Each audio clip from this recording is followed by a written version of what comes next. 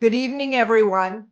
I'd like to introduce Chip Loeb, the president of the board of the Jewish Community Foundation. Chip, can you welcome everyone? Sure. Thank you, Linda. Good evening, everyone. I'm Chip Loeb. I'm the president of the Jewish Community Foundation of Greater Mercer. I'm delighted that you could all join us this evening. We are honored to host this special program, which has been planned to coincide with the anniversaries this week of both Kristallnacht and Veterans Day. I have the honor, of introducing Dr. Naomi Vilko, who is an active philanthropist through her charitable giving, which flows from her donor advised fund at the Jewish Community Foundation. She's used her fund to support numerous causes, including the forthcoming documentary film, A Train Near Magdeburg, which we're here to learn about tonight. Before I turn it over to her, I just want to take a moment and thank her for her role in organizing this program and seeing it come to fruition. And thank the foundation staff, Linda Mizell, Amy Sachs, and Kim Marks for the beautiful job they've done in organizing the program. Naomi, if you would please tell us a little bit about how you got connected to this important program, we'd all be grateful to hear it. Hi. On a gloomy winter evening, my husband and I were reading books in our family room when the phone rang. My cousin Ellen called and she said, "You won't believe this, I found them." We had been looking for our mutual cousins for about a year, but before that, I had been looking for my cousin, Erwin Abadi, most of my life. The daughter of two survivors of concentration camps, and they came to the United States in 1948. My Aunt Bella and her three children were a great inspiration to me and role models, and they played an important part in my life, even though I never met them. When Ellen and I continued to look online, we found Matt Roselle's book, A Train Near Magdeburg. I had never heard about this train, and it was a story that he uncovered that was almost left untold. I also found video clips by Michael Edwards for his upcoming documentary and Erwin's artwork at the U.S. Holocaust Memorial Museum, documenting his imprisonment and liberation. I learned the miraculous story of how Erwin and 2,500 others were liberated by American GIs from certain death. He had been enslaved and tortured because he was a Jew, just like my dad, his half-uncle, William Vilko. My dad was also saved by the American GIs, and they were both always eternally grateful for their freedom and their chance to start new lives. They shared an outlook on life and a resilience that was an inspiration to many people. My dad emigrated to the United States and Erwin to Israel. I am a child psychiatrist by trade, and I've done a lot of programs and, as Chip said, contributed to a lot of causes that I feel are worthwhile. I want people, especially our youth, to know that in life we are often faced with difficult choices and that ordinary people can do extraordinary things. I also want people to realize how important it is to support Israel, which, like my parents' home, is the only liberal democracy in the Middle East, just like Czechoslovakia had been in Central and Eastern Europe, which is the homeland of the Jewish people. When we say never again, those words only are true if we act on them. That's why through my donor advised fund, I am donating money to ensure that this documentary film is produced. We must continue to provide much needed education, not only about the victims of the Shoah, but also the heroism of the soldiers, medical personnel, and others who were not bystanders, but made courageous decisions which saved the lives of many innocent people during the darkest hour in Jewish history.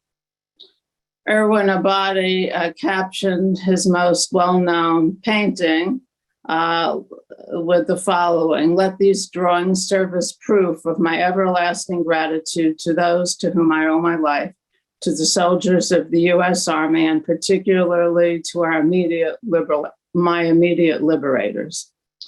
One of the liberators, which tells a lot about the people, the GI, said that the survivors should not thank him for doing what the entire world should have done, saving innocent people.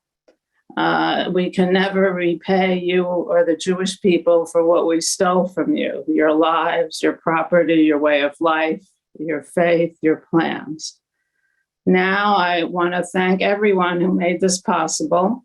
And I also want to introduce Linda Meisel, a friend and executive director of Jewish Foundation of Greater Mercer County. Thank you very much. Thank you, Naomi, and thank you for bringing this program to our attention. Before I introduce the speakers, we're pleased to share the official trailer for the upcoming documentary, A Train Near Magdeburg. After the trailer, I will introduce Matt Roselle and Mike Edwards, who will talk to us about the film and the book. And so now I present the trailer of A Train Near Magdeburg.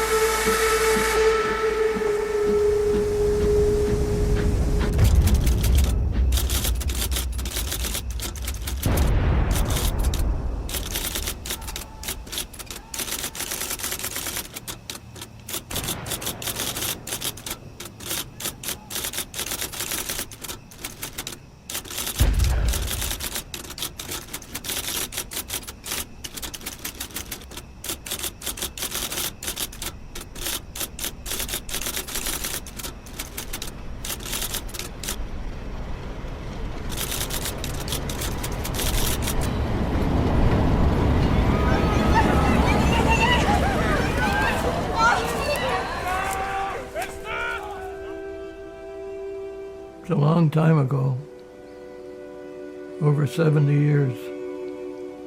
It's a lifetime.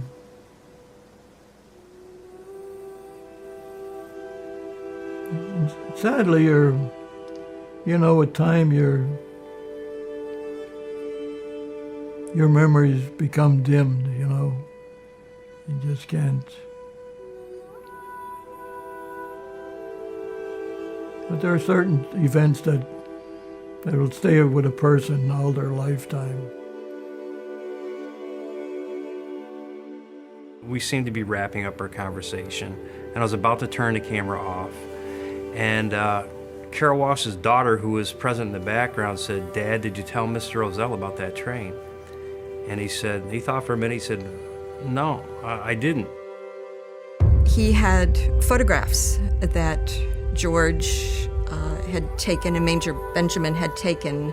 My father kept copies of those in his top dresser drawer from the time of the war to pretty much to the end. And I look back on that now and I think how unusual. Everything else about the war was put away.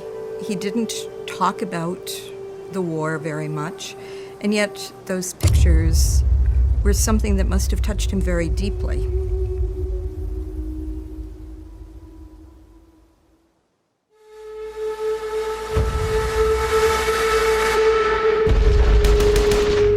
Chasing the Germans as fast as they could go.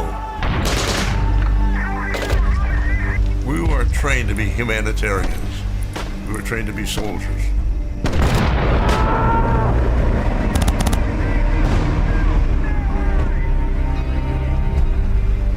We were searching for gun positions, and all of a sudden I was attracted by this terrible odor, and we couldn't figure out where it was coming from.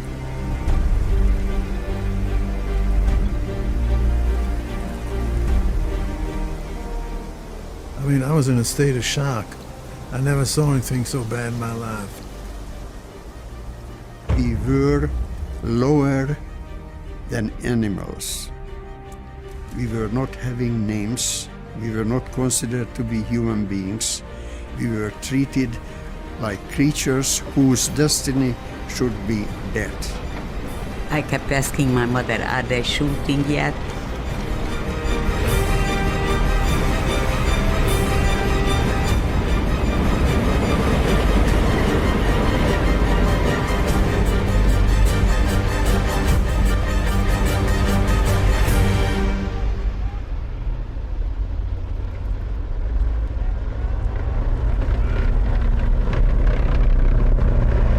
They left like a 5-inch gap. And I went to that gap, and again I saw the soldiers. And they were beautiful.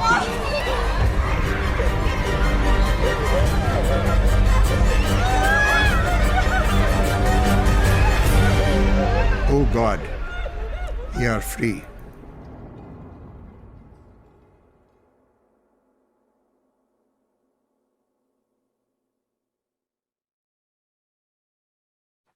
And now it really gives me great pleasure to introduce our featured speakers this evening.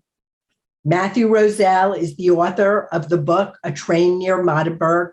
Matthew is an award-winning history teacher, author, blogger, and speaker.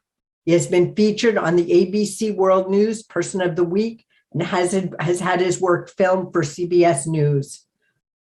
He was recently the recipient of the New York State Education Department's Yavna Teaching Award for Distinguished Contribution to Teaching the Holocaust and Human Rights. Welcome, Matt. And Michael Edwards. Mike Edwards is the documentary filmmaker for the forthcoming film, A Train Near Magdeburg. Mike's passion for touching hearts and minds through the cinematic storytelling started when he was given a camera by his parents for his 12th birthday. He is a 12-time Emmy Award-winning director and cinematographer, and documentaries have been viewed by hundreds of millions of viewers around the world. Mike is the founder of Five Stones Group. Matt, Mike, we are really so pleased that you are joining us today. Matt, let me start with you. As we saw in the trailer, you really stumbled upon the story of A Train Near Magdeburg. Can you describe how that happened and what the soldiers saw at that time? Yeah, I can tell you how it started. I began an oral history project. I started my teaching career in the late 1980s, and we began to interview World War II veterans. And we started to take their stories because they really were engaging to the students who were studying World War II. I found that by introducing children to the stories, these are high school kids, of the Second World War through the people who were actually there and allowing them to, tell their own stories, students really got engaged and they appreciated the chance to reach out to the older generation and vice versa. There was quite a bonding going on. As we expanded our project, I would go out into the community, and I did an interview in 2001 with a tank commander in the home of his daughter, Elizabeth Connolly, who I believe is with us today watching this broadcast. Hi, Elizabeth. And after about 2 hours of stories of fighting across Normandy and into Belgium and then down into the Battle of the Bulge, crossing the Siegfried Line, and finally, it seems like the war's about to end. On April 13th, they encountered this train. Now, he almost didn't tell me the story of the train. In fact, Elizabeth was the one who chimed up right at the end of our 2-hour-long conversation and said, "Dad, tell him the story about the train." So he did. And he said it was a warm April day. It was a beautiful spring day. And he and another tank commander, there were 2 tanks present at the liberation site. The major of the 743rd Tank Battalion's D Company, these are light tanks, so they were reconnaissance, and they were on their way to the city of Magdeburg to scout for the 30th Infantry Division because there was a major battle right there. that was going to occur on the Elbe River if the city did not surrender. And it didn't. The battle happened a couple of days later. But these 2 tanks were called out by the major in a Jeep. And he said, you two come with me. We have to go see what's going on with this train that's stopped and people are milling around down in this little valley.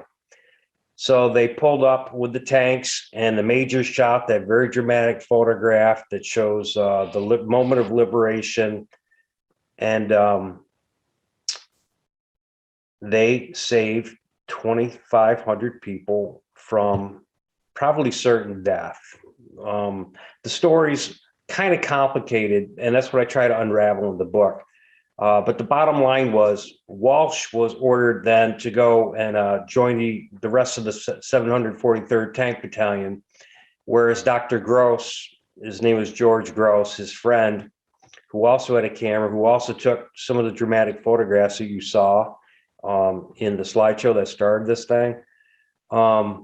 He stayed with the tank for 24 hours and he wrote a beautiful narrative.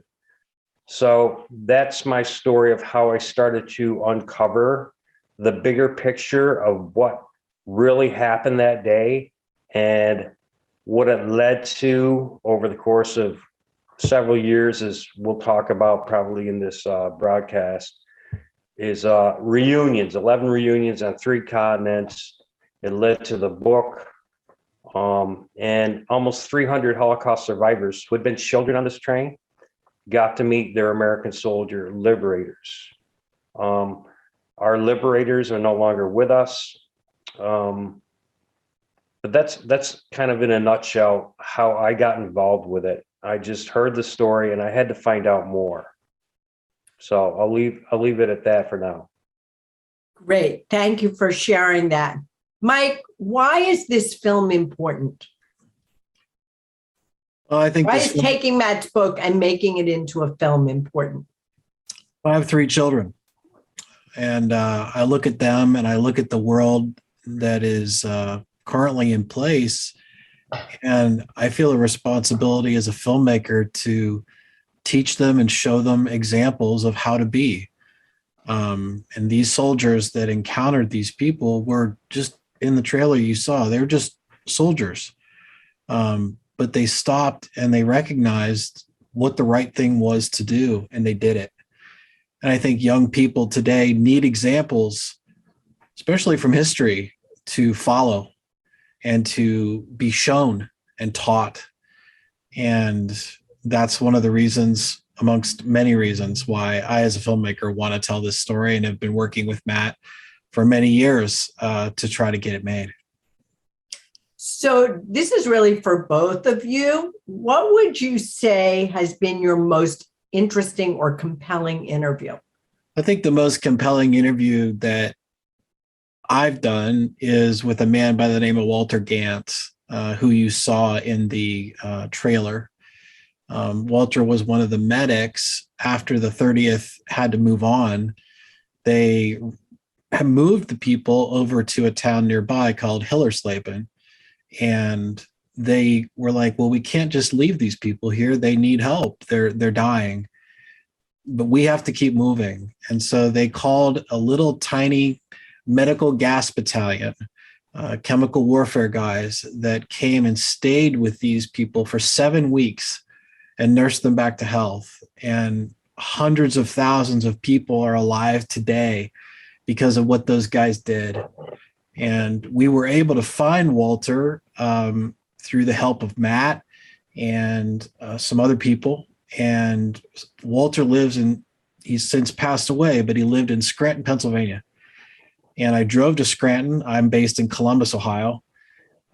Drove and met Walter and visited with him for the day. And I've been doing interviews for 20 years in my career, and that is one of my top 5.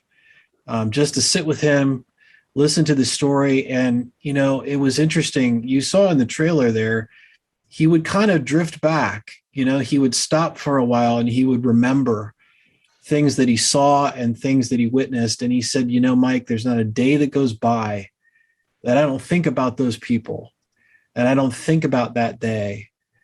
And I just wanted to help them and care for them. So that was probably one of the most meaningful days and interviews that I had. That sounds, thank you for that description. That sounds incredibly compelling.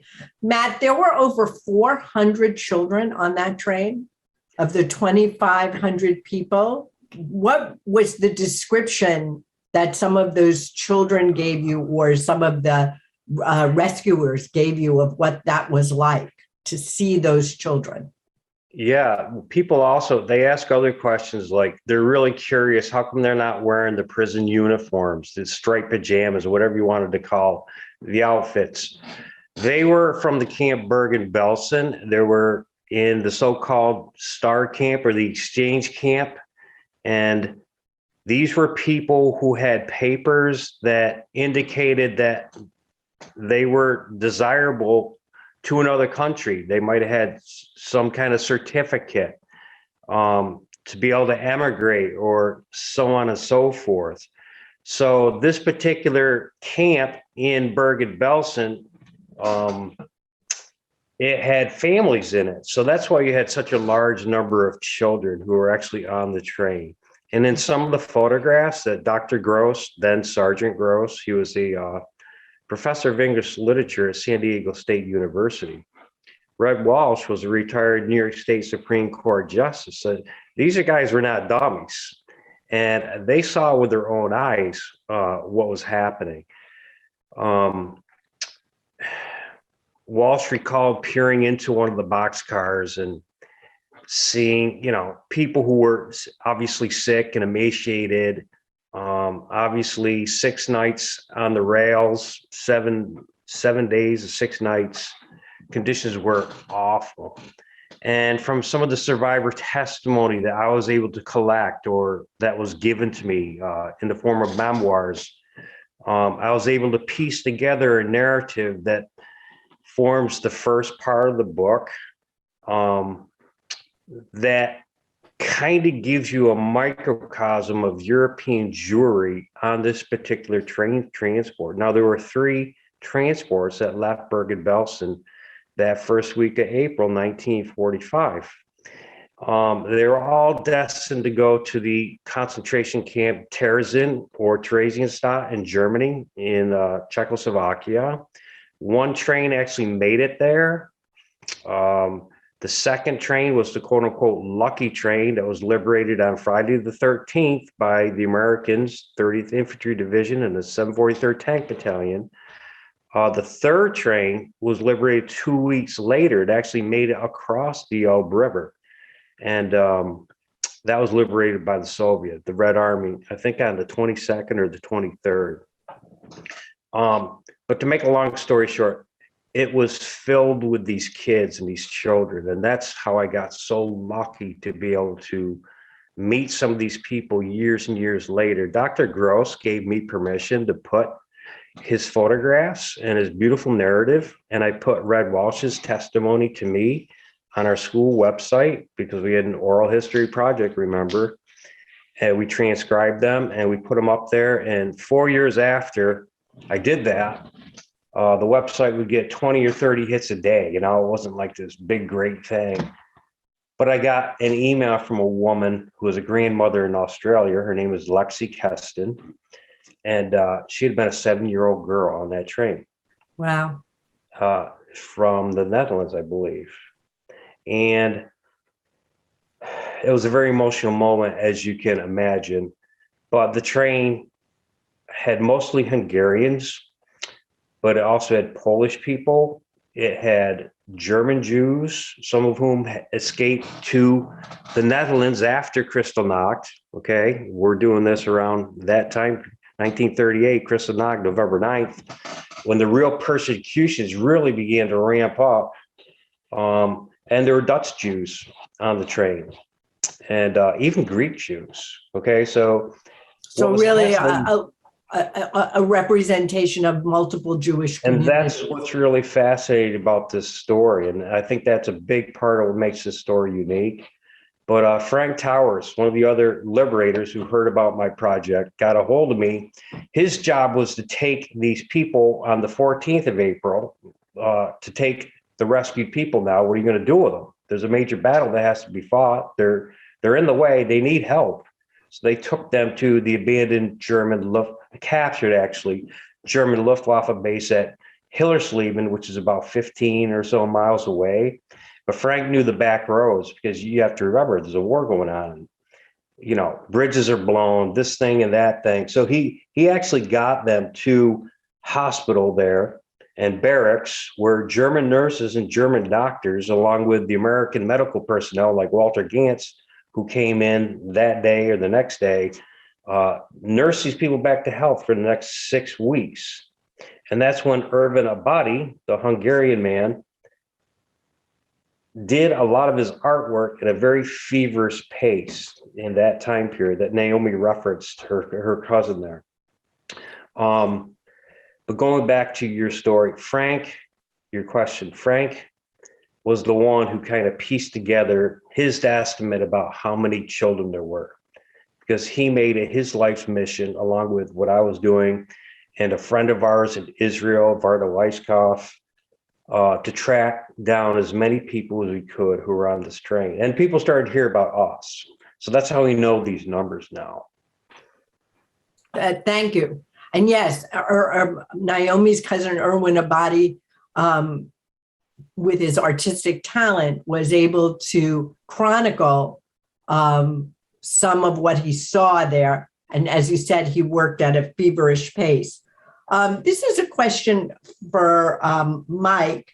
What would you say has been the biggest surprise for you in this project?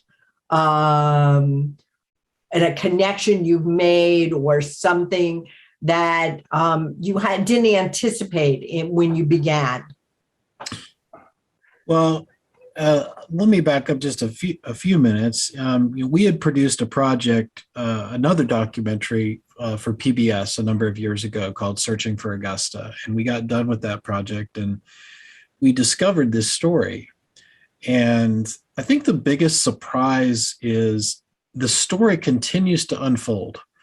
It is so amazing to me how there are so many connections in this story that are just would blow your mind. I didn't expect that when we began working on this story. Matt has obviously educated me and educated our team on just the multitude of connections involved. And the story, to me, I think I started out thinking the story was one way. The story is actually filled with hope, because it really demonstrates when somebody can step out and do the right thing, what can happen. And that, to me, when we share the story with people, that's the thing that they really grab onto, and I'm really surprised with. And so it's just been wonderful to try to work on the story and to get it made. And I think we're really, really close. So I'm really excited about it. Thank you. Matt, what would you say was the most profound thing you learned from your interviews and conversations with both survivors and GIs? I think a common thing, and it is profound, was the immense trauma that was taking place. And this trauma also affected our soldiers to a degree that when they came home, nobody had any means to process any of this stuff, okay? The survivors obviously were grateful and gratified. Just because they got liberated on April 13th, 1945 didn't mean that, everything was just sunshine and flowers from now on. In fact, the hard work really began, I think, to rebuild their lives. That's something people need to understand. But to learn from these soldiers who didn't talk about what they saw. One of the reasons they didn't talk about it was that nobody believed them when they talked about it. You have to understand that knowledge of the Holocaust, you wish it was more common knowledge than it is today. And that's one of the reasons for our film. We have to keep on educating and educating and educating. It never, ever stops, as you can see from your current events, right? But I guess my point is, these guys walked away, and I can remember when we had the reunion in 2009 at our high school, and we had about 6 or 7 liberating soldiers who were there. And we had about as many survivors, and they came from all over the world. They came from Canada, Israel. I can remember one of the Silver Star recipients, a guy who landed on D-Day in a tank, and fought all the way through to the end of the war. He wasn't actually present at the liberation of the train, but he saw a lot, and he encountered this Holocaust with his own eyes. And he said, I'm noted in the program as a soldier, but I'm a survivor too. I'm a survivor of World War II. So that's something I think we need to, especially with Veterans Day coming up, the gratitude. Be mindful. The gratitude, we need to be mindful of this, and we need to understand that, you know, this PTSD, people didn't talk about or deal with that after World War II. Nobody wanted to hear it when they came home. The only people they could talk to were their friends who were there with them. So part of my mission, and I know it's Mike's mission too, is to make people understand, try and lead them to understand, to process what this meant, not only for our survivors, but for the GIs. And you have to remember the healing that took place when they were actually able to reach out and touch one another, meet each other, call each other on the phone. This woman, Lexi Keston, called Dr. Gross. There's a section in the book about the phone call, and Gross is describing he's watching the news in San Diego, you know, what he does every single night, and he's yelling at the TV set because he doesn't like what he sees on the news. And all of a sudden the phone rings, and this sheepish, timid voice that's about to break asks him if he is George Gross, and did he have anything to do with a train that was liberated by American forces near the Elbe River on April 13th, 1945. And she started to cry. And now Lexi and I know Elizabeth Conley, Red Walsh's daughter, they're very close. I mean, they're closer than I am to either one of them. It's an incredible thing to witness. And I think, you know, to answer your question there. No, that's extremely profound to see that the links and the connections that were made by this experience on this one day. So, yeah. Matt and Mike, neither of you are Jewish, and very often the lead in Holocaust education is taken by the Jewish community. Tell us why. Maybe Mike, you start. Why is this story so very important to you? It's very important to me because of what I said earlier. I have children. We need examples to show our children and educate them on what to do and how to be. This story is one of the best examples that I can think of that shows that. You know, I'm not a doctor. I'm not a lawyer. I'm not that smart, but I am a filmmaker, and I have a tool, and I have a camera, and I feel a responsibility as a father, as a member of society. I have to do something. I watch what's happened and is happening in our world, in our nation. I have to do something about it. And the thing that I can do is I can get out my camera and I can tell stories. And that's what I can do. And so that's what I'm going to do. And, you know, I've told Matt and I've told many others, I won't stop till we get this made. You know, we've been trying to get this made for 7 years. I don't know how much longer it'll take us, but we're not going to quit because the story is too valuable. And it goes back to the quote that's on the beginning of the trailer. You know, I became a witness, right? I became a witness. I became a witness to what I heard and what I've seen, and I can't sit on that. I have to do something about it. So I'm not Jewish, but it doesn't matter. I'm a member of society. I'm a human being, and we need to do the right thing, and we need to show our kids what the right thing is to do. So that's the reason. Thank you. Thank you for that. Matt? Yeah, I think back to that 2009 reunion we did at the high school, and Lexi Keston from Australia, she couldn't come. She just had surgery and it was too far. But she gave testimony, and one of our teachers read her testimony to the gathered assembly of students. And one of the profound things she said a lot of profound things, as you can imagine. She said, I think it's very important that Mr. Ozell, the man who's, putting this story forth and has gathered the survivors together with their liberators here.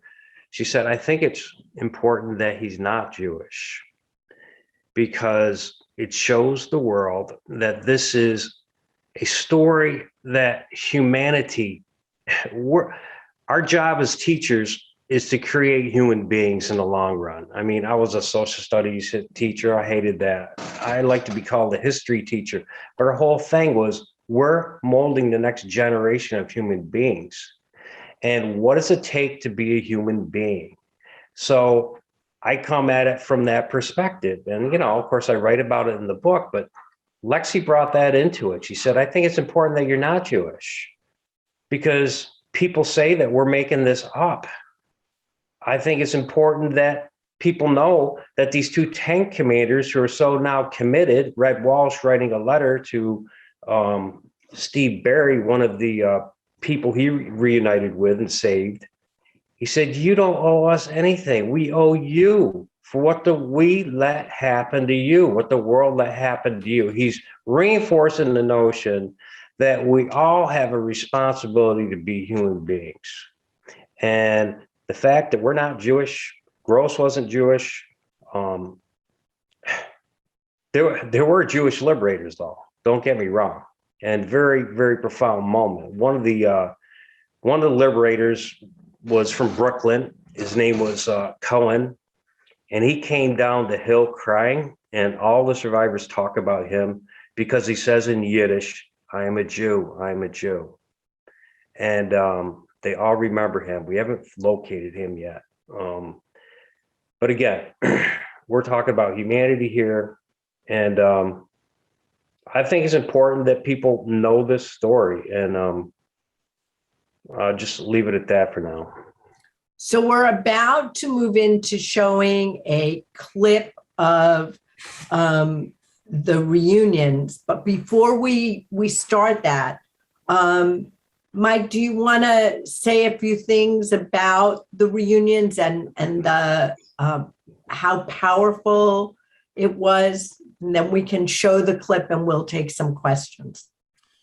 Yeah, the interesting part of this story is I was sitting in this chair, literally right here, and my father let me know about a news article that ran right after the Tree of Life synagogue shootings that happened a number of years ago. And he said, read this article, read this piece of information. And there was a man by the name of Judah Samet who was interviewed by the AP. And he said, my life has now been saved twice. He said, I was 4 minutes late to synagogue today and I missed the shooting. And I was also saved from a train in 1945. And I just about fell off my chair.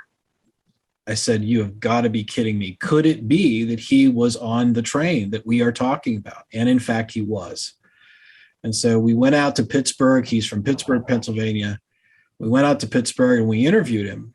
And at the end of the interview, I said to him, I said, Judah, I said, have you been able to ever meet any of your liberators, anybody that helped save your life?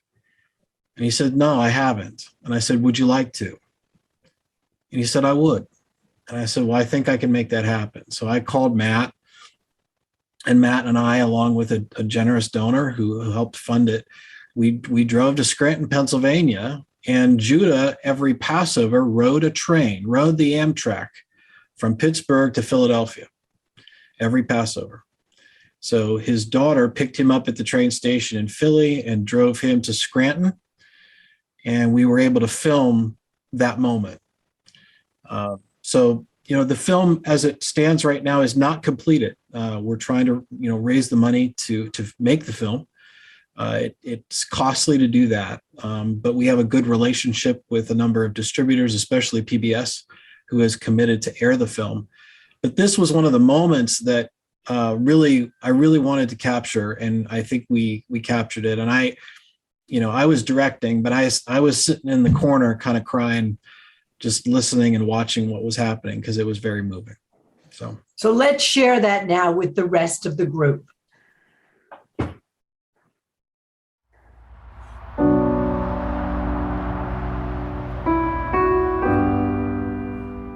It's a long time ago, over 70 years. It's a lifetime.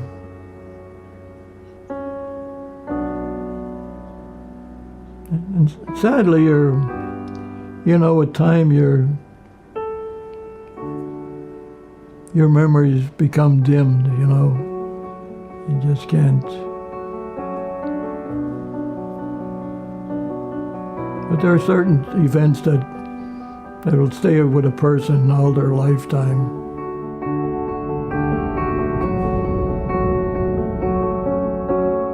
I remember that the train stopped in the middle of a forest, and everybody panicked. Everybody felt that this is a place where they're going to come and kill us all. And sure enough, we heard a rumble of a tank, and then the turret opened, and a soldier popped out, and my father yelled, "Americans." The response to seeing that star on the green painted tank and Jeep is one of unbridled joy for those survivors who were not too young to understand what it meant. It meant liberation. It meant that they were now saved.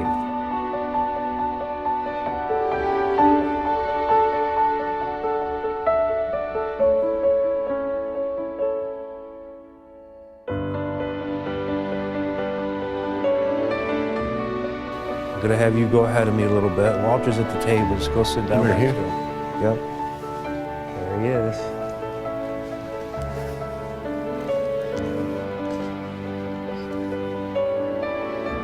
There is my friend, maybe my savior. So good to see you. I never dreamt that this would happen someday. Well, Yeah, it happened thanks to but life is. thanks to a couple great gentlemen. Yeah.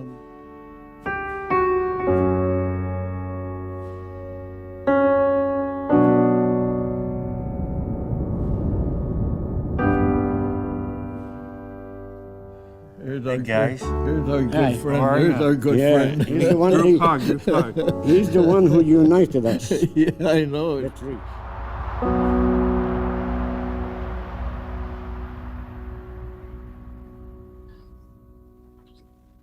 And so now this is the opportunity for questions, and Amy has been monitoring the questions in the chat. So Amy, would you please?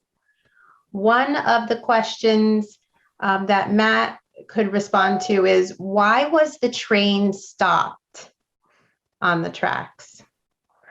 Okay, so we get to the end of the war, meaning late March, early April 1945. The destination of the train was Theresienstadt, which is all the way down in Czechoslovakia. This particular train made it just about to the Elbe River, and things are really starting to fall apart about mid-April in Germany. You have the Russians, the Soviet Red Army is pushing in from the east. In fact, they're going to begin the siege of Berlin on April 16th, but they are right there at the Elbe River. You have the Americans who have been ordered to go as far as the Elbe River and really not to go too much further because they have to kind of figure out what's going to go on here with the Russians. In the meantime, though, you have masses of humanity there on the road that are on the move, and our GIs are taking prisoners, like literally tens of thousands of German soldiers a day. So by the time this train gets to the Elbe River, they're getting conflicting orders from above what to do with these people. They're obviously not going to be able to make it to Theresienstadt. You know, tracks might be blown out here and there. They're at the river, and an order comes down to drive the train over a bridge on the old river and detonate a bomb, blow it up, thereby blowing the bridge and getting rid of these people once and for all.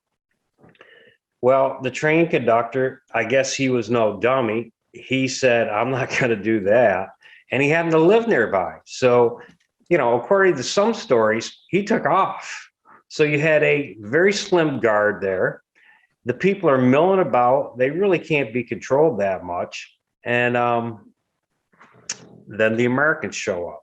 But just before the Americans get there, a mobile SS death squad set up machine guns and ordered the men and boys out of the train compartments, and they wouldn't get out. So they packed up and they left. And then about an hour later, the train liberation was probably around 11:30 or 12 o'clock in the afternoon. They saw the SS guys going the other way, and they figured out that the survivors figured out that help was here. They knew the Americans were here, and then that Jeep showed up. So to answer the question, they had nowhere to go. This is the end of the line. And folks are just wanting a little clarification. If Bergen-Belsen was a death camp, why was there a need for the transport? It wasn't a death camp. Mm-hmm. Okay. It had a very long and complex history. It was actually set up as a Soviet POW camp, like right around the time the Germans invaded the Soviet Union. The first winter there, 20,000 Soviet POWs froze to death. They were living in holes in the ground because that's all they were afforded by the Germans. And later, as things began to happen, meaning the war progressed and the Holocaust really got underway, it became almost like a dumping station. By the time you got to March, April, February, January 1945, even going back into November, Anne Frank died in Bergen-Belsen. Anne Frank, her sister, her mother, but they were shipped to Auschwitz first, if you recall, from the Netherlands. And then in November, they were shipped to Bergen-Belsen. This contingent of women arrived from Bergen-Belsen. So Bergen-Belsen had a lot of different transitions and things. And they died in a women's camp.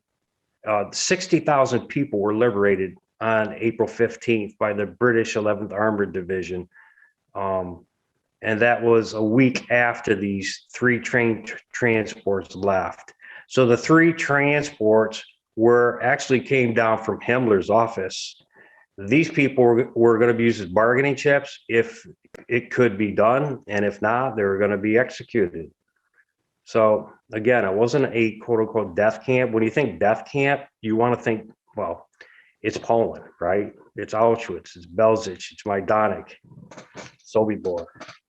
I'll just comment, somebody noted that her mother and her aunt were liberated on April 15th by the British at Bergen-Belsen. Mm-hmm. One of our guests. Good. A couple of people were asking about the German nurses you referenced earlier, who helped nurse the Jews, and they were wondering if they did this voluntarily, if they were told to do this by the Americans. Oh, they were told.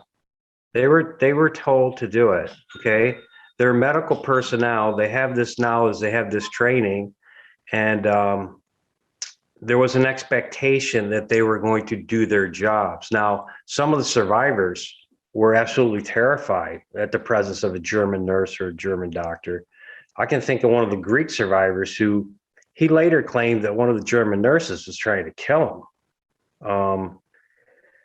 But by the time the Americans got set up there with their own medical personnel, Walter Gantz being one of them, they really ran the show. Okay, so they were totally under American supervision, and the chapter about the medics they talked about, one of the guys talked about having to work one of the German doctors over so he got the message properly about what he should be doing.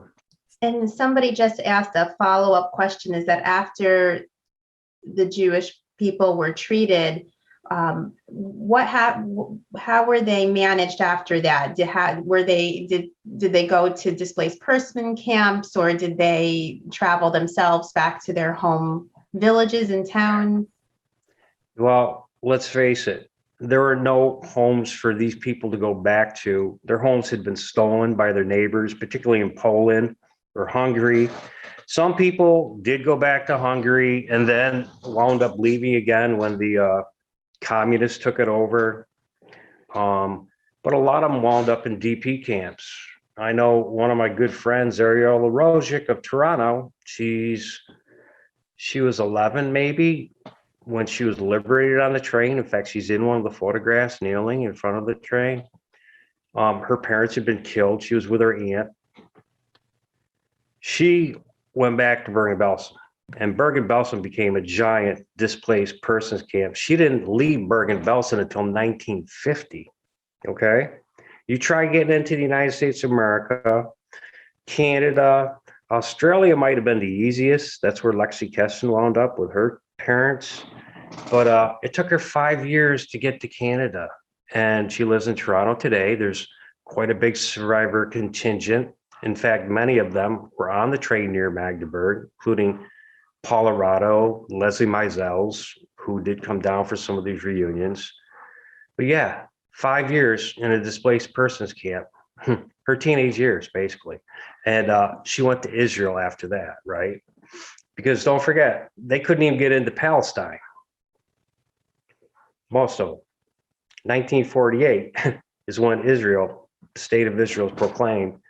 That might be your first real opportunity, besides going in illegally, quote unquote, which of course a lot of survivors did. And I know plenty who managed to do that too. In fact, a lot of children. So, Matt, Mike, there's a few questions about the film, and we know that it's still in production. What are your plans to advance it? If the funding comes into place, what are you planning to do? Are you trying to do more interviews? Tell us a little bit about that. Sure. Yeah, we've been able to do about 8 interviews so far with survivors who, as Matt said, have now passed away. We've gotten liberator interviews. Matt obviously has all the video footage from the reunions at his high school and others. But yes, I mean, we need the funds to finish the filming that we need to complete the project, the editing, and to be able to travel to the places that we need to go to tell the story. Right now, up to this point, the project has been a 2-hour documentary. A 1-hour documentary, but we see an opportunity to potentially do a mini series with this, 2 episodes, maybe 3 episodes, and break it up. Our last project that we did with PBS won 2 Emmy Awards, and we have a very good relationship with PBS through American Public Television. And so they have committed to air the project when it's finished. So we're hoping to finish the fundraising that we need to make it, and then be able to get it distributed. I'll just end, Linda, with commenting that a few people are saying, as children of survivors, how powerful and meaningful this was to be a part of this and to witness the footage that was shared. Thank you, Amy. There was one other question for Matt. When you have had these reunions at your high school, what's been the response of these teenagers? okay. Well, that was the question I had before I even organized it. Okay. Do we want to have a bunch of wisecracking, gum smacking kids who are having fun in the auditorium when these elderly people are trying to talk to them? I worried about it a little bit, but I gotta tell you, it was the greatest thing I ever did, I think, in my life, as far as my teaching career goes, to see the response that our young people had to these Holocaust survivors. And I can show you photographs of teenage girls dancing with old men in wheelchairs. It's just beautiful, beautiful thing. And it just brings a tear to your eye. So to answer your question, I'm so grateful to the teachers across the United States and wherever they may be who had the opportunity to bring Holocaust survivors into the classroom, because they'll tell you the same exact thing happened with them. Mine may be on a larger scale. When you have an auditorium filled with 1,200 of these kids, you're scared. But it turned out to be a beautiful, beautiful thing. And it's one of the things that just keeps you going. And if my life ended tomorrow, that is what I did it all. I did it all by being able to witness that. Great. Thank you. I just want to share with both of you that there's a lot of information in the chat thanking you for the work that you're doing and praising you for being a part of this and telling all of these stories. I want to thank you, Matt and Mike, for being with us today and for your work on this amazing and extraordinary project. I want to thank Naomi Bilko for being such a strong advocate for the Jewish Community Foundation and for introducing us to this amazing story. It's really such a heartfelt and important story that needs to be told. And the members of our committee, including Ellen Haber, who planned this. We really appreciate the enthusiasm of all of you who took the time this evening to join us, and thank you all. Thank you. Thank you very much.